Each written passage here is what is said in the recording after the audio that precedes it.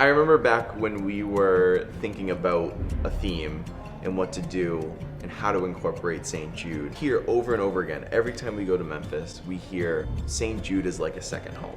When we sat down and we wanted to do a theme, why not do home away from home and highlight all the ways that St. Jude makes patients, doctors, families, nurses, staff, make it feel like it's a second home for them. When you go to St. Jude, the feeling you have, we want to capture that feeling and show you how it really is a very unique, different experience. We feel it. How do we get those feelings across to everyone? Well, it's everything you think it is and more.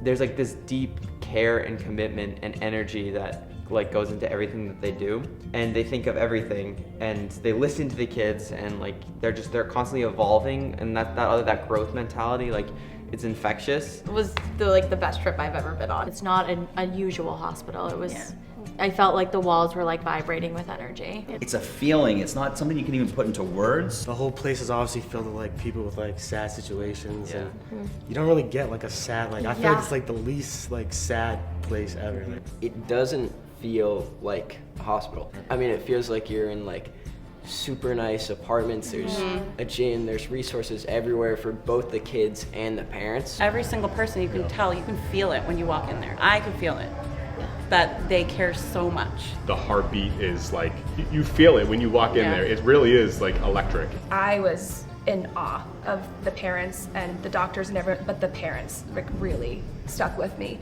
And parents can only be strong if they have like the community and the infrastructure and the people and the resources to make sure that like they're good and their kids are covered. Like it does feel like home in a lot of ways because like everyone cares so much about each other. I was just amazed at how every detail is just so well thought, and just it's a beautiful place. Help all the patients as much as they can, do anything possible to make them feel like they're back at home. There's no limit. It's like a endless journey of helping. Of just making these kids feel like they were kids despite everything they were going through. It was just such an immense feeling of hope. Being there and just like being a part of it totally just changes your entire perspective on your life and makes you realize just how strong some people have to be, and it makes you want to be stronger for those people. Have to go. Yeah. Like, Yes. you really can't. It's so hard to say it in a few words. I think it's rewarding too to walk into the campus and think about, oh, my years of sweat and the dollars I fundraise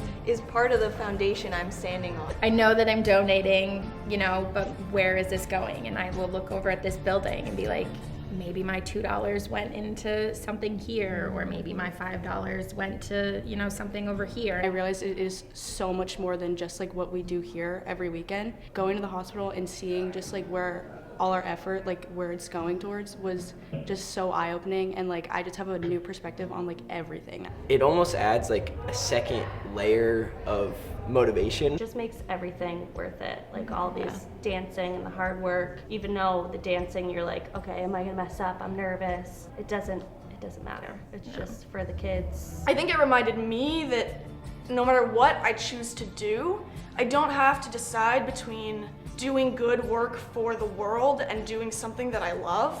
Danny Thomas's idea was crazy. No child should die in the dawn of life. Found a hospital where no family has to pay a bill, and working to make cures for all people around the world. That's a crazy idea, because when it didn't exist. The progress that has been made in his dream and his vision, you can be sharing cures openly without any desire for profit. All those things, those were crazy ideas, and he said, well, why not? Why can't we do that? It's everyone's together. Like we're all fighting for the same thing. We're all fighting to find cures for childhood cancer and illnesses, and I just think that's such like a noble thing that we're all a part of. Being a part of Fitness for a Cure has been like being a part of a second family. Without Sherry and Fitness for a Cure, our kids would not be where they are today. They really just have blossomed into amazing people. And as their parents, we obviously have a lot to do with that, but without this experience and without being on this team, they would not be the amazing people that they are today. They need us, they love us, they want us. Our money means something, and we're saving lives. I want to go back to the hospital. Like I left it. I was like, I want to go back the next day. Like I didn't want to leave. And I want to do everything I can as a high school student, because seeing it, you just want to be a better person. Like it made me want to do so much more. This is something that you can't get anywhere else. I'm just so proud to be a part of something so important and so like positive. We're not done yet as an organization raising money for these kids. Our whole goal here is to just give every single child here a tomorrow. Like, I feel like the minimum you can do is care, and that's why we fundraise, that's why we win. Until that percentage rate is 100%, we can't stop.